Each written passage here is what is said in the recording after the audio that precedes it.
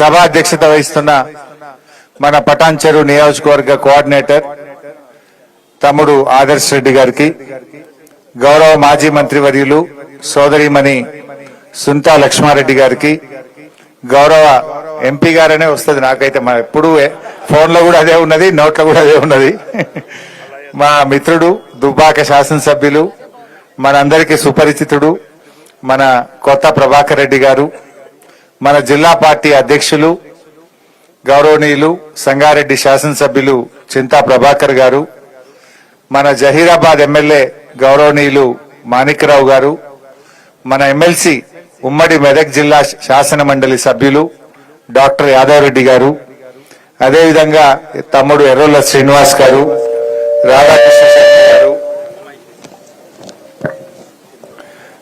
వెంకటేష్ గౌడ్ గారు, మా ప్రకాష్ చారి గారు, భిక్షపతి గారు, శివకుమార్ గారు, బాలరెడ్డి గారు, మా డీసీసీబీ వైస్ చైర్మన్ మాణిక్యవన్న గారు, గోవర్ధన్ రెడ్డి గారు, ప్రభాకర్ రెడ్డి గారు, అదేవిధంగా మెట్టు కుమార్ గారు, సోమరెడ్డి గారు, శ్రీకాంత్ గౌడ్ గారు, అంజయ్ యాదవ్ గారు, వెంకటేష్ చెప్పినమ్మా, సో రాముల్ గౌడ్ గారు, మా మండల పార్టీ అధ్యక్షులు రాజేష్ గారు, ఇంకా చిన్న గౌరవ సర్పంచులు, గౌరవ ఎంపీటీసీలు, పటాన్చెరు నియోజకవర్గ ముఖ్య నాయకులు చంద్రగౌడ్ గారు, రైతు సోదరులు, బీఆర్ఎస్ కుటుంబ సభ్యులు, మా మీడియా మిత్రులు అందరికీ పేరు పేరున నమస్కారం. ముఖ్యంగా ఈరోజు రేవంత్ రెడ్డి, ఆయన ఇంటి పేరు యనుమల రేవంత్ రెడ్డి అంటారు, కానీ నాకు అనిపిస్తుంది ఆయన యనుమల రేవంత్ రెడ్డి కాదు, కోతల రేవంత్ రెడ్డి. ఏ పథకం చూడు కోత పెట్టుడే. అరే కేసీఆర్ గారు ఉండంగా పంటకు రైతు బంద్ వేసిండు. నీకు ఓఆర్ఆర్ లోపల ఉంటే అయ్యా, రంగారెడ్డి జిల్లాలకు అయ్యా, మేడ్చల్ జిల్లాలకు బంద్ పెడతా, పటాన్చెరువులకు ఎగబెడతా, ఇట్లా అన్నాడా కేసీఆర్ ఎప్పుడన్నా? ఎవరన్నా కానీ ఈ రాష్ట్రంలో అది ఎస్సీయా, ఎస్టీయా, బీసీయా, మైనారిటీయా, ఓసీయా, రైతు అయితే చాలు, రైతుల ఆత్మగౌరవం పెంచాలి అని ఈ ప్రపంచంలోనే రైతుకు నగదు బదిలీ చేసిన నాయకుడు కేసీఆర్, బీఆర్ఎస్ పార్టీ.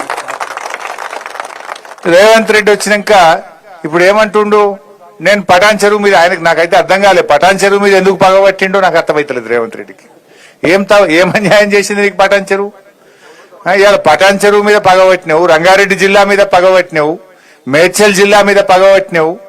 ఈ ఓఆర్ఆర్ లోపల ఇప్పుడు 2 లక్షల ఎకరాలకు రైతు బంధు ఎగబెడతా అంటుండ్రు. 2 లక్షల ఎకరాలకు రైతు బంధు కోత పెట్టిండు. మన పటాన్చెరు నియోజకవర్గంలో 22,000 మంది రైతులకు ఇవాళ రైతు బంధు ఇస్తలేడు. 22,000 మంది రైతులకు ఇవాళ రైతు బంధు అని మోసం చేస్తుండ్రు రేవంత్ రెడ్డి. నేను అడుగుతా ఉన్నా, ఏం తప్పు చేసిండు? పంట వంటలేదా? వచ్చి చూడు, మరి నాట్లు వేస్తుందా లేదా, పంటలు వండిస్తుందా లేదా, వచ్చి చూడు.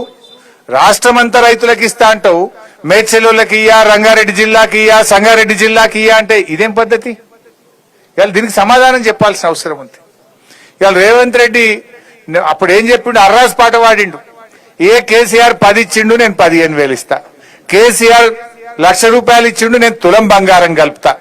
కేసీఆర్ 2,000 పింఛన్ ఇచ్చిండు, నేను 4,000 ఇస్తా. ఆశ చూపించిండు, అరిచేతిలో వైకుంఠం చూపించిండు. ఇప్పుడేం చేస్తున్నాడు రేవంత్ రెడ్డి? వచ్చినాక పెన్షన్లు పెంచలేదు గాని ఇచ్చే పెన్షన్లు 1,00,000 మందికి కోత పెట్టిండు. 1,00,000 మందికి పెన్షన్ బంద్ అయింది ఇప్పుడు రేవంత్ రెడ్డి వచ్చినాక.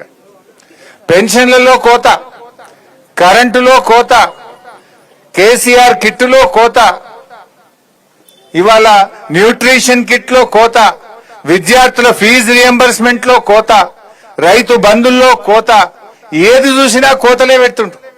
అందుకే నువ్వు యనుమల రేవంత్ రెడ్డి కాదు, కోతల రేవంత్ రెడ్డివి అంట. వెనకటెక్కడో ఒకసారి మానకొండూరు పోయిన నేను, మానకొండూరు పోయి నువ్వు అరే అన్ని ఎగబెట్టినవా రేవంత్ రెడ్డి, ఆడపిల్లలకు 2,500 ఎగబెట్టినావు, ఆడపిల్లలకు స్కూటీలు ఎగ్గొట్టినావు, తులం బంగారం ఎగ్గొట్టినావు, ఫీజు రియంబర్స్మెంట్ ఎగ్గొట్టినావు అని నేను మాట్లాడినా. ఎగ్గొట్టినావు అని నువ్వు ఎగవేతల రేవంత్ రెడ్డి అయ్యా అన్న. నేను హైదరాబాద్ జరగకముందే నా మీద కేసు పెట్టిరు. ఎందుకు కేసు అంటే, రేవంత్ రెడ్డి నువ్వు ఎగవేతల రేవంత్ రెడ్డి అంటవాడు. ఎగవేతల రేవంత్ రెడ్డి అంటే ఆయనకు బాగా నొప్పి అయిందట. నువ్వు ఎగవేటిన వరకు ఎగవేతల రేవంత్ రెడ్డి అన్న. ఇప్పుడు కోతలు పెట్టినావు కనుక కోతల రేవంత్ రెడ్డి అంటున్నా ఇవాళ మళ్ళీ కేసు పెట్టడం ఏమో నాకు డౌట్. నేను 5 వరకు మళ్ళీ ఇవాళ కూడా కేసు అవుతుందని నాకైతే డౌట్ ఉన్నది. పెట్టు ఎన్ని పెడతావు నేను అంటనే ఉంటాం. నువ్వు అన్ని ఇచ్చేదాకా కోతలు బంధు పెట్టేదాకా మా పటాన్చెరు రైతులకు రైతు బంధు ఇచ్చేదాకా నిన్ను కోతల రేవంత్ రెడ్డి అంటాం. ఏది ఇలా 2 లక్షల మంది రైతులకు నువ్వు ఇలా నష్టం చేస్తున్నావు. 2 లక్షల రైతు కుటుంబాలకు ఇవాళ అన్యాయం చేస్తున్నటువంటి నిన్ను తప్పకుండా కోతల రేవంత్ రెడ్డి అనే పిలవాల్సి వస్తుంది. ఏం చేసిండ్రు రైతులు? నువ్వు ఏం ఉద్ధరించినావు? అసలు రైతులకు కేసీఆర్ చేసినంత పని ఈ భారతదేశంలో ఎవరైనా చేసినారే? కేసీఆర్ వచ్చినాడు పొద్దున్న దాకా 3 గంటల కరెంటు, దొంగ రాత్రి 3 గంటల కరెంటు ఉండే. దాన్ని మార్చి బాయికాడ కూడా 24 గంటల నాణ్యమైన కరెంట్ ఇచ్చి చూపింది కేసీఆర్. ఈ భారతదేశంలో రైతుకు 24 గంటల కరెంటు ఉచితంగా ఇచ్చింది ఒకే ఒక్క పార్టీ, అది బీఆర్ఎస్ పార్టీ, గులాబీ జెండా. ఇవాళ దాన్ని ఇవ్వమంటే కూడా నువ్వు మళ్ళీ మోటార్లు కాలుతున్నాయి, ట్రాన్స్ఫార్మర్లు కాలుతున్నాయి. నువ్వు వచ్చినాక మున్పటి లెక్క క్వాలిటీ కరెంట్ వస్తలేదు. ఇక రైతు బంధు కేసీఆర్ ఉండగా నాట్లకు రైతు బంధు పడుతుండే. రేవంత్ రెడ్డి వచ్చినాక ఓట్లకు రైతు బంధు పడుతుంది. అవునా కాదా? అప్పుడేమో పార్లమెంట్ ఎలక్షన్లు, ఎంపీ ఎలక్షన్ల ముందు ఒక్కసారి వేసిండు. ఇప్పుడు సర్పంచ్ ఎలక్షన్లు వస్తున్నాయి, జెడ్పీటీసీ ఎలక్షన్లు వస్తున్నాయని మళ్ళొక్కసారి ఓట్ల ముందు ఇప్పుడు రైతు బంధు ఎత్తుండు. నడిమిట్ల 2 ఎగ్గొట్టిండా లేదా? పోయిన వానకాలం ఎగ్గొట్టిండు. మొన్నటి యాసంగిలా మండలానికి ఒక్క ఊరికేసిండు, అన్ని ఊర్లు ఎగ్గొట్టిండు.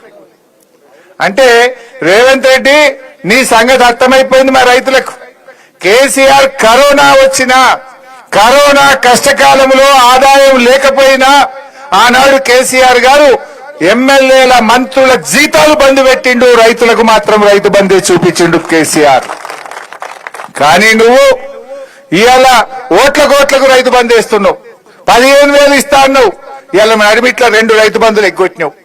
2 రైతు బంధులు అంటే ఒక్కొక్క రైతుకు ఒక్కొక్క ఎకరానికి 12,000 ఇవాళ రేవంత్ రెడ్డి బాకీ ఉన్నాడు. అంటే రైతులంతా అమాయకంగా కనబడుతున్నారా?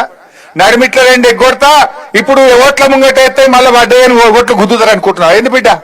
తప్పకుండా నువ్వు ఆ 12,000 బాకీ పడ్డ ఎకరానికి 12,000 ఇస్తేనే రేపు లోకల్ బాడీ ఎన్నికల్లో నీకే రైతన్న ఓటేస్తాడు, లేకపోతే ఒక్క రైతు కూడా నీకు ఓటేయడు బిడ్డ, జాగ్రత్త అని చెప్పి నేను హెచ్చరిస్తా ఉన్నా. అంటే ఆయనకే తెలివి ఉందనుకుంటుండు, అతి తెలివి చూపిస్తున్నాడు. నడిమిట్ల 2 ఎగ్గొట్టిండు, ఇప్పుడు ఒక్కసారి ఎత్తగా నాకు మళ్ళా పడతాయి ఓట్లు అనుకుంటుండు. రైతుల్ని మనం చైతన్యపరచాల్సినటువంటి అవసరం ఉంది. అదే విధంగా రుణమాఫీ అన్నాడు. మీరందరూ చూసిండు. 7 రూపాయలు అమ్మవారి మీద ఒట్టు పెట్టిండు, యాదగిరి లక్ష్మీ నరసింహస్వామి మీద ఒట్టు పెట్టిండు, మన మెదక్ చర్చి మీద ఒట్టు పెట్టిండు. 15 ఆగస్టు లోపల రుణమాఫీ చేస్తా అన్నాడు. అయిందా రుణమాఫీ? ఇక రుణమాఫీ కాని వాళ్ళు శైలావట్టుగా ఇలా సగం మందికి రుణమాఫీ కాలే. నీకు కూడా కాలేదా? మా ప్రభాకర్ కూడా కాలేదట. అయితే ఇవాళ చెప్పింది ఏంది? ఆ రోజు ఒక్క ఏడాది కడుపు కట్టుకుంటే 42,000 కోట్లు వస్తాయి, ఒక్క ఏడాది కడుపు కట్టుకుంటా 42,000 కోట్ల రుణమాఫీ చేస్తా అన్నాడా? మరి ఇప్పుడు చేసింది ఎంత? చేసింది 40 పైసలు, ఎగబెట్టింది 60 పైసలు. 20,000 చేసినా అంటుండు, కానీ రైతులకు పడ్డది 15,000-16,000 కూడా దాటలే.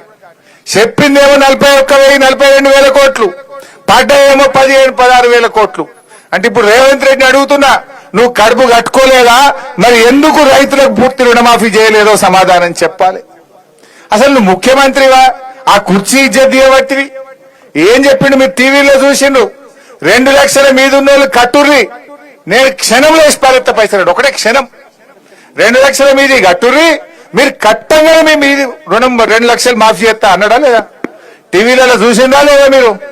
పాపం ఆయన మాట నమ్మి, ముఖ్యమంత్రి కదా అని నమ్మి 3 రూపాయల మిత్తికి తెచ్చి బ్యాంకులో 2 లక్షల మీద ఉన్న అప్పు కడితే ఇటు మిత్తి మీద పడ్డది, కొత్త అప్పు మీద పడ్డది, పాత అప్పు మాఫీ కాలే. ఇలా చాలా మంది రైతులు లబో దిబో అంటున్నటువంటి పరిస్థితి. 2 లక్షల లోపు కాలే చాలా మందికి, 2 లక్షల మీద వాళ్ళకైతే అసలే కాలే. అంటే రుణమాఫీ అని రైతుల్ని నిండా ముంచింది ఇలా కాంగ్రెస్ పార్టీ.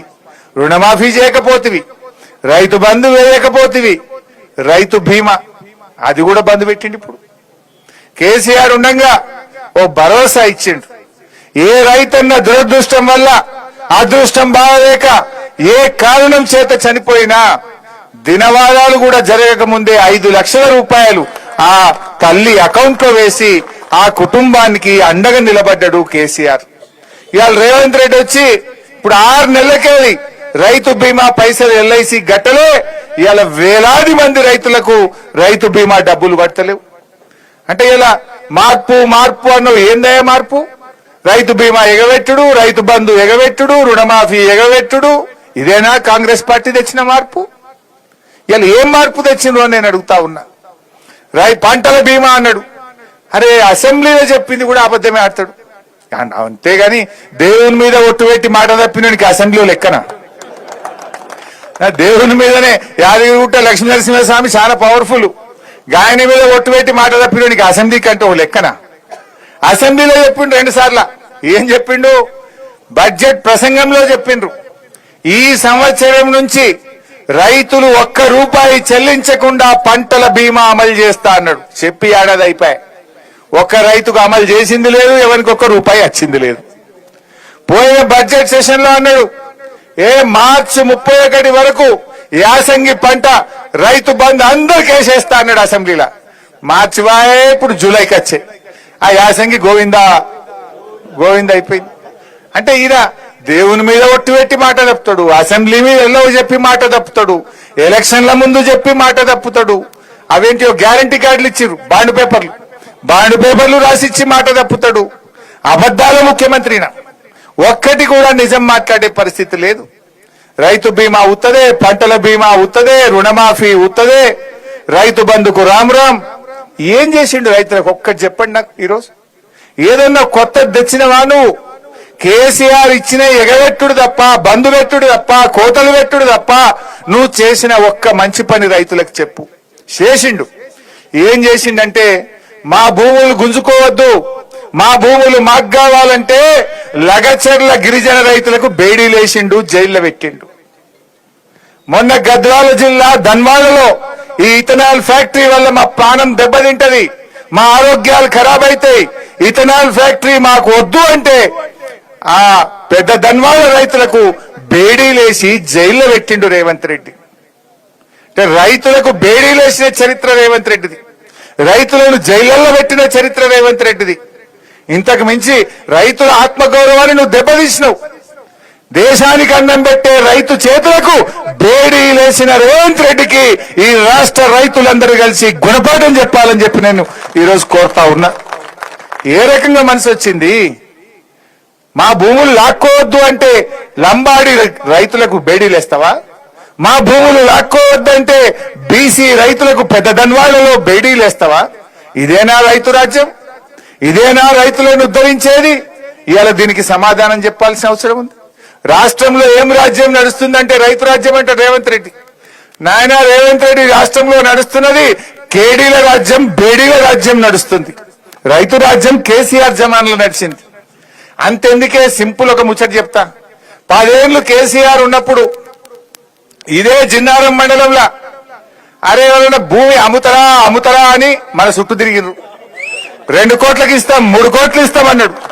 అరే ఇంట్లో బిడ్డ పెళ్లి ఉండేది కదా, తీసుకో అంటే వద్దుపో అని వాడంటుండు.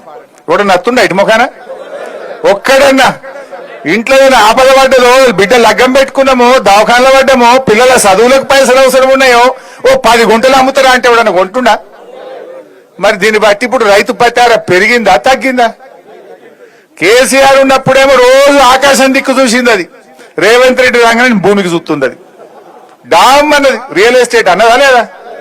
అంటే రైతు పతారా ఖతం చేసిండి రేవంత్ రెడ్డి. కేసీఆర్ ఉన్నప్పుడేమో రైతు బంధు పక్కా, కరెంటు పక్కా, రైతు బీమా పక్కా, పండిన పంటంతా కొనేది పక్కా. ఇది ఒక రైతుకు ఒక ధైర్యం, ఒక భరోసా ఉండే. రేవంత్ రెడ్డి వచ్చినాక అంత ఆగమాగం, హైడ్రా గీట్రా ఎన్నో కొత్త కథలు పెట్టి కోతలు పెట్టే వరకు డామ్ అన్నది. ఆగమ కాలేదా? ఏం ఉద్ధరించిన? నువ్వు చేసిన ఒక్క మంచి పని చెప్పు. రైతులకు బేడీలేసుడు తప్ప, రైతులను జైల్లో పెట్టుడు తప్ప, రైతులకు కోతలు పెట్టుడు తప్ప నువ్వు చేసిన మంచి పని ఏంది మిస్టర్ రేవంత్ రెడ్డి అని నేను అడుగుతా ఉన్నా. ఆయన అనుకుంటుండు ఔటర్ రింగ్ రోడ్డు లోపల ఉన్న రైతులకు 2 లక్షల మంది రైతులకు రైతు బంధు ఎగబెడితే ఏమైతుంది అనుకుంటుండు. బిడ్డ ఈ 2 లక్షల మంది రైతులు వచ్చి రేపు ఔటర్ రింగ్ రోడ్డును మొత్తం బ్లాక్ చేస్తే నీ దిమ్మ తిరుగుతా జాగ్రత్త అని చెప్పి హెచ్చరిస్తా ఉన్నాం. పటాన్ చెరువులం 22,000 మంది రైతులున్నాం. పోయి 22,000 మంది ఔటర్ రింగ్ రోడ్డు మీద కూర్చుంటే ఎంతమందిని అరెస్ట్ చేస్తాడు? ఏ జైలు పడుతుంది? నాకు ఇస్తావా ఇయ్యవా? 22,000 మంది పోయి ఔటర్ రింగ్ రోడ్డు మీద వంట వార్పు పెట్టి నీ సంగతి ఏంటంటే దిబ్బకు దిగత్తాడు. అదిగిరాడా? రంగారెడ్డి బయలుదేరా మన సోపతికి? మేడ్చల్ల సబితక్క బయలుదేరదా మన సోపతికి? మల్లారెడ్డి వెళ్ళాడా మన సోపతికి? వెళ్తాడా లేదా? అందరం వెళ్ళి కూర్చున్నాక దెబ్బకి దిగుతాడా దిగడా? మిస్టర్ రేవంత్ రెడ్డి, రైతులు మరి బయలుదేరక ముందే ఈ 2 లక్షల మంది రైతులకు వెంటనే రైతు బంధు వేయాలని బీఆర్ఎస్ పార్టీ తరఫున డిమాండ్ చేస్తా ఉన్నాం.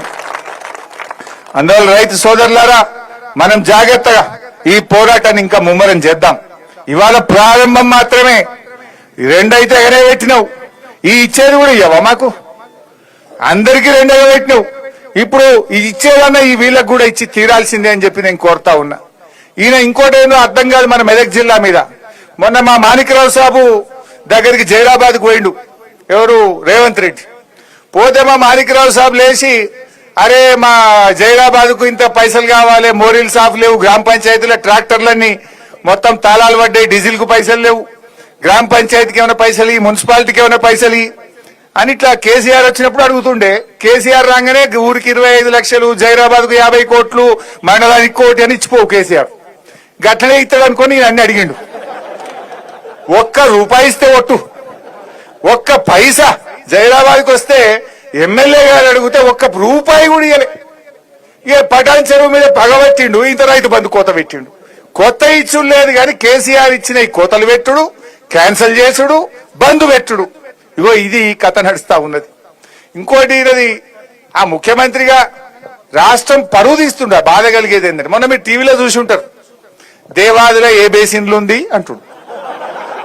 రైతు నడితే చెప్తాడు, దేవాదుల గోదావరి నది మీద ఉందని స్కూల్ పిల్లగాడు చెప్తాడు. బనకచర్ల మీద గింత యుద్ధం చేస్తున్నాం ఒక దిక్కు. బనకచర్ల నీళ్లు చంద్రబాబు తీసుకుపోతా అంటే మాకు అన్యాయం అవుతుందా? బనకచర్లను ఆపాలని రాష్ట్రం అంతా వెళ్లిపెడుతుంది తెలంగాణ రైతులు. ఈయన అడుగుతుండే అమాయకంగా, బనకచర్ల ఏ బేసిన్లు ఉంటది, ఆడుంటది? నువ్వు ఇప్పుడు 3 నెలలకెళ్ళి లొల్లి నడుస్తుంది, బనకచర్ల ఆపాలని కొట్లాడుతుంటే ఈ రాష్ట్ర ముఖ్యమంత్రివి నీకు బనకచర్ల యాడుందో తెలియదంటే నీ నిజాయితీ ఎంత, నీ చిత్తశుద్ధి ఎంత, ఈ రైతుల పట్ల, ఈ రాష్ట్రం పట్ల నీకున్న కమిట్మెంట్ ఏందో అనుమానం కలుగుతా ఉన్నది. చూడలేదా మీరు? అట్లా నల్లమల ఆడుంది అంటాడు, నేను నల్లమలలో ఉట్టిన అంటాడు, నల్లమల ఆడుంటాడు అంటాడు. అంత అదెందుకు? రైతుల గురించి మొన్న ఆడికి పోయిండు, ఏది వ్యవసాయ విశ్వవిద్యాలయం పోయిండు. వ్యవసాయ విశ్వవిద్యాలయం పోయి కందులు, పెసర్లు ఇలాంటి అన్ని కూడా మన వాటిని కందులు, పెసర్లు ఏమంటాము మనం? పప్పు ధాన్యాలు అంటాం. ఏమంటాం? పప్పు ధాన్యాలు అంటాం. ఈ కొర్రలు, రాగులు, సజ్జలు వీటిని ఏమంటాం? చిరుధాన్యాలు అంటాం. మిల్లెట్స్ అంటాం. రేవంత్ రెడ్డి ఏమన్నాడు మొన్న? ఆడికి పోయి కందులు, పెసర్లు ఇవన్నీ కూడా మిల్లెట్స్, ఇలాంటి పంటలు బాగా పండించాలి అన్నాడు. ఎవరి ముంగట అన్నాడు? పోయి ఆడ వ్యవసాయ విద్యార్థుల ముందు అన్నాడు. ఆ పిల్లలంతా ఇదేంద్రబాయ్ మిల్లెట్లు అంటే మరి నిన్నదాకా మేము రాగులు, సజ్జలు, కొర్రలని చదువుతుంది, ఈయన వచ్చి కందులు, పెసర్లు, మిల్లెట్లు అంటాడు, ఇదేంద్రబాయ్ అని చేతిలో పెట్టుకున్నారు. ఎక్కడి కథ, ఏం కథ ఇది? పరిశానిగా ఆగమాగం జగన్నాథం, ఒక్కటన్న చక్కలేదు. తెలియకపోతే సపరేట్ కూర్చోవాలి, తెలిసినట్టు ఏందో మాట్లాడబోతారు. నీ ఇజ్జత్ పోతావే కానీ రాష్ట్రం పరుగు పోతుంది కదా. తెలంగాణ ముఖ్యమంత్రికి ఏం తెలియదట, గిట్ల మాట్లాడుతుండంటే మన ఇజ్జత్ ఏమైనా ఉంటుందా ఈ రాష్ట్రంది? ఈ రకంగా తయారైపోయిండు. ఏమన్నంటే తిట్టుడు తప్ప ఇంకోటి తెలియదు. నేను మొన్న ఏదో జ్వరం వచ్చింది పోయి, మనిషికి రోగం రాదా అంటే జ్వరం రాదా? నేను దవాఖానలో పట్టే దాని మీద కూడా మాట్లాడతాడు, ఈయన దవాఖానలో పడ్డాడు అంటాడు, ఈయన ఇంత పొడుగు ఉన్నాడు అంటాడు. ఇంకా నేనేం చేయాలి? దేవుడు నాకు పొడుగు ఇచ్చిండు, నీకు పొడుగు ఇచ్చిండు. నువ్వు తలకాయ కిందికి పెట్టి కాలు మీదకి పెట్టి గుంజినాను పొడుగు కావు. ఊకే నా మీద పడి ఎందుకు ఎడతావా రేవంత్ రెడ్డి? నువ్వు హరీష్ రావు పొడుగు ఉన్నాడు, హరీష్ రావు ఏమో నేనేం చేయాలి భయ్? దేవుడు నాకు పొడుగు ఇచ్చి నీకు పొడుగు ఇచ్చిండు, మరి నా మీద పడి ఎడతాడు ఊకే. అంటే ఒక సైకో టైప్ అయిపోయిండు.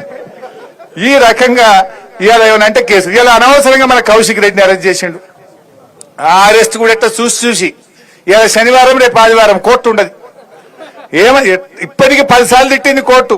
నువ్వు ఈ శుక్రవారం రాత్రి శనివారం పూట అరెస్ట్ చేయకు, నువ్వు కావాలని వేస్తున్నావు బిడ్డ అని హైకోర్టు మొటికాయ వేసింది పోలీసు వాళ్ళకు. కానీ మళ్ళా చూసి నిన్న శుక్రవారం రాత్రి 12 గంటలకు మన కౌశిక్ రెడ్డి ఎమ్మెల్యేని అరెస్ట్ చేసిండు. ఏం చేసిండు కౌశిక్ రెడ్డి? కౌశిక్ రెడ్డి రేవంత్ రెడ్డి తప్పులను ఎత్తి చూపిండు, గట్టిగా మాట్లాడిండు, పోరాడిండు. బీఆర్ఎస్ ఎమ్మెల్యేలను గుంజుకుంటే వాళ్ళ మీద గట్టిగా పోరాటం చేసిండు. బిడ్డ రాజీనామా చేయండి రాబాయ్ అని కొట్లాడిండు. ఆ కౌశిక్ రెడ్డి గట్టిగా అడుగుతుండని ఆయన మీద పగబట్టి నిన్న రాత్రి 12 గంటలకు దొంగ కేసు పెట్టి ఫాల్తు కేసుల అన్యాయమైన సెక్షన్లు, నాన్ బెయిలబుల్ సెక్షన్లు పెట్టి ఇవాళ ఆయనను అరెస్ట్ చేసి జైల్లో పెట్టిండు. ఏమైనా మర్డర్ చేసిండా? ఎవరినైనా చంపిండా? ఏమైనా మోసం చేసిండా? ఇవాళ ఒక ఫాల్తు కేసులో, అక్రమ కేసులో ఇరికిచ్చి ఇవాళ ఆయనను జైల్లో పెట్టే ప్రయత్నం చేస్తాడు. మొన్న మన కేటీఆర్ గారిని రాష్ట్రం యొక్క గౌరవం పెంచితే, రాష్ట్రం ప్రతిష్ట పెంచితే ఈ కార్ రేసింగ్ ప్రపంచమంతా హైదరాబాద్ దిక్కు చూసేట్టు కేటీఆర్ చేస్తే ఆయన మీద కేసు పెట్టి సతాయించే కార్యక్రమం చేస్తుంటాడు. కేసీఆర్ ను కమిషన్ ముందుకు పిలిపిస్తుంటాడు. ఇది తప్ప ఇంకో పని రాదా నీకు? పాలన లేదు. ఎంతసేపు ప్రతిపక్షాల మీద పగబట్టుడు, కేసులు పెట్టుడు, రైతులను జైలు వేసుడు, రైతులకు బేడీలు పెట్టుడు. ఇది తప్ప నువ్వు చేసిన ఒక మంచి పని ఏమైనా ఉందా? అందాల పోటీలను పెట్టినావు. అసలు ఈ ఒక విషయం తెలవాలి మీకు. ఈ కార్ రేసింగ్ ఏమో అన్ని రాష్ట్రాలు పోటీ పడ్డాయి. మహారాష్ట్ర ముఖ్యమంత్రి షిండే అరే ఇది మా బాంబేలో పెట్టాం ఈ కార్ రేసింగ్, మా దగ్గరికే రావాలని ఆయన అడిగిండు. గుజరాత్ ముఖ్యమంత్రి మా దగ్గర రావాలని అడిగిండు. బెంగళూరు ముఖ్యమంత్రి మా దగ్గర రావాలని అడిగిండు. అందరినీ కాదని పోటీ పడి కేటీఆర్ గారు దాన్ని హైదరాబాద్ కు తెచ్చిండు. ఈ అందాల పోటీ ఎవడు మాకొద్దన్నాడు. ఇది మేం చేయమంటే మేం చేయం, ఎవరు చేయమంటే రేవంత్ రెడ్డి దిక్కైండు. దాన్ని తెచ్చి నేనేందో ఉద్ధరిస్తా అంటే మొత్తం ఇజ్జత్మానం పోయింది రాష్ట్రంది. ఏమైందో మీకు తెలుసు కదా. దాని ఏదో దాచిపెట్టుండు. దాని మీద 3 మహిళా పోలీస్ అధికారులతో కమిటీ చేసిండ్రు. సీసీ ఫుటేజ్ అంతా ఎత్తికిండ్రు. రేవంత్ రెడ్డి చుట్టూ ఉండే 2 నాయకులే ఆ మిస్ ఇంగ్లాండ్ పట్ల మిస్బిహేవ్ చేస్తే ఆమె తిట్టి పోటీలో నుంచి విరమించుకొని ఇంగ్లాండ్ కు వెళ్లిపోవడం. ఈ రాష్ట్రం పరువు తీసిండు రేవంత్ రెడ్డి, దేశం పరువు తీసిండు ఇవాళ రేవంత్ రెడ్డి గారు. నువ్వు చేసిన ఉద్దారకం ఏంటంటే ఇజ్జత్ తీసుడు తప్ప చేసింది ఏం లేదు. మిల్లెట్స్ కు పప్పు ధాన్యాలకు తేడా తెలియదు, దేవాదుల ఏ బేసిన్ లో ఉందో తెలియదు, అందాల పోటీలు పెట్టి ఇట్లా ఇజ్జత్ తీస్తేవి. ఏంది నువ్వు చేసింది? ఇవన్నీ కూడా మనకు తెలుస్తలేవా? కానీ ఇలా ఒక్కటి మాత్రం అర్థమైంది. నిన్న మొన్న ఈ రాష్ట్రంలో ఏ సర్వేలు చూసినా కూడా అందరూ మళ్ళా కేసీఆర్ రావాలి, గాయననే మంచిగా ఉన్నాడు అనేటువంటి మాట వచ్చింది. రేవంత్ రెడ్డి కూడా చెప్పకనే చెప్తాడు. నిన్న ఢిల్లీలో ఏదో చిట్ చాట్ పెట్టిండు. అలా అంటాడు, బీఆర్ఎస్ ఎక్కడుంది భయ్ అంటాడు. బీఆర్ఎస్ పని అయిపోయింది అంటాడు. బీఆర్ఎస్ లేనే లేదు అంటాడు. కానీ కళ్ళు మూస్తే కేసీఆర్ అధికత్తాడు, కళ్ళు తెరిస్తే కేసీఆర్ అధికత్తాడు. అసలు రేవంత్ రెడ్డి మైకి ముంగ నిలబడితే కేసీఆర్ ముచ్చట తీయకుండా ఉపన్యాసం ఉంటుందా? బీఆర్ఎస్ లో దలవకుండా ఆయన మాట మాట్లాడతాడా? మరి అయిపోయిందంటే ఎందుకు ఊకెదలుతున్నాను? ఎందుకు నీకంత భయం పట్టుకున్నది?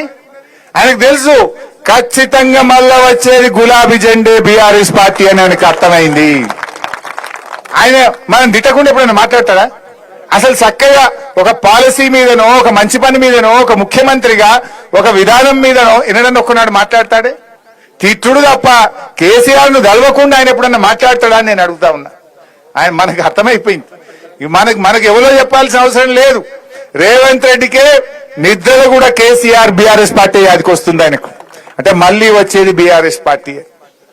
మీ ఊర్లలో చూడండి. ఇప్పుడు మొన్న నాకు ప్రభాకర్ వీళ్ళు చెప్తుండే, మా గోవర్ధన్ చాలా ఊర్లలో ట్రాక్టర్లలో డీజిల్ కు పైసలు లేక జాకీలు ఎక్కిచ్చిరట. కేసీఆర్ ఉండగానే రోజు ట్రాక్టర్ వచ్చి చెత్త తీసుకుపోతుండే. రోజు చెత్త తీసుకుపోయి గ్రామాలు శుభ్రంగా చేసిండు. ప్రతి ఊరికి వైకుంఠధామము, dump yard, tractor, trolley, tanker, అన్ని ఊర్లలో బ్రహ్మాండమైన చెట్లు, నర్సరీ మనం చేసినాం. ₹1 ఇయ్యక గ్రామ పంచాయతీల్లో పనిచేసే సఫాయి కార్మికులకు 3 నెలల జీతాలు లేక ఇప్పటికీ చాలా ఊర్లలో డీజిల్ కు పైసలు లేక వారంకి ఒక్కనాడు ట్రాక్టర్ నడుపుతుర్రు, 3 వద్దలకు ఒక్కనాడు నడుపుతుర్రు. పెట్రోల్ పంప్ ఓడిగా 6 నెలలైంది ఉద్దరవసూడు బంద్ చేసిండు ట్రాక్టర్లకు.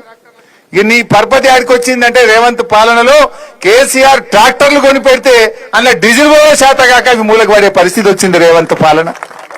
ఈ రకమైన పరిస్థితి వచ్చింది. సరే ఏది ఏమైనా అన్ని అర్థమైనాయి ప్రజలకు. ఎందుకంటే కేసీఆర్ చేయగలిగింది ఎట్లా, నువ్వు చేయలేకపోతున్నావు ఎట్లా? ఇవాళ నువ్వు నీ హయాంలో అన్ని తగ్గుముఖమే, రాష్ట్ర ఆదాయం కూడా తగ్గుముఖం పట్టింది. నీకు పాలన చేయరాక పరిస్థితి ఏర్పడ్డటువంటి పరిస్థితి ఉంది. బట్ ఏది ఏమైనా ఈ రైతు సోదరులారా మీరు గట్టిగా ఉండండి. అవసరమైతే సంగారెడ్డి కలెక్టరేట్ ముట్టడి పెడదాం, అవసరమైతే మన ORR ను దిగ్బంధం చేద్దాం. మీ అందరికీ పటాన్ చెరువులోని 22,000 మంది రైతులకు, ORR లోపలున్న 2 లక్షల మంది రైతుల కోసం బీఆర్ఎస్ పార్టీ అవిశ్రాంత పోరాటం చేస్తుంది. రైతులకు వచ్చేదాకా కూడా ఈ కాంగ్రెస్ పార్టీని విడిచిపెట్టేదే లేదని చెప్పి కూడా వివరిస్తూ, మరి అదేవిధంగా ఈ గుమ్మడిదలలో 170 ఎకరాల భూమి 109 సర్వే నంబర్ విషయం కూడా గోవర్ధన్ చెప్పిండు. నేను గతంలో కలెక్టర్ గారితో మాట్లాడినా, తప్పకుండా ఈ గుమ్మడిదల 109 సర్వే నంబర్ రైతులకు కూడా బీఆర్ఎస్ పార్టీ అండగా ఉండి వాళ్ళకు న్యాయబద్ధంగా రావాల్సిన డబ్బులు వచ్చేదాకా కూడా మీకు సంపూర్ణమైన సహకారం అందిస్తామని కూడా తెలియజేస్తూ, ఈనాటి రైతు ధర్నాకు వచ్చిన రైతు సోదరులకు, దీన్ని దిగ్విజయం చేసిన కార్యకర్తలకు అందరికీ హృదయపూర్వక ధన్యవాదాలు తెలియజేస్తూ జై తెలంగాణ.